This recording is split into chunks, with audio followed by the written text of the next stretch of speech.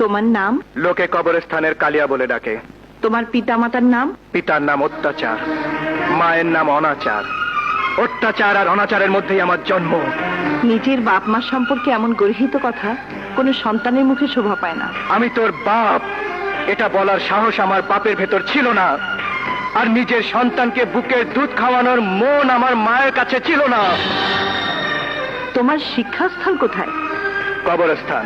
কবরস্থানে কি করে শিক্ষা দেওয়া হয়? কেন দেওয়া যাবে না জজ সাহেবা?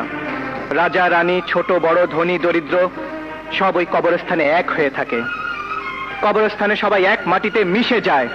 দুনিয়ার সব জায়গায় ভেদাভেদ আছে, কিন্তু এই কবরস্থানে কোনো ভেদাভেদ নেই। তোমার কৃতকর্মের জন্য তুমি শাস্তি পেতে পারো, তা তুমি জানো? আমার কৃতকর্ম যদি অন্যায় হয়ে থাকে, তবে তার জন্য যে শাস্তি, আমি তা মাথা পেতে নেব।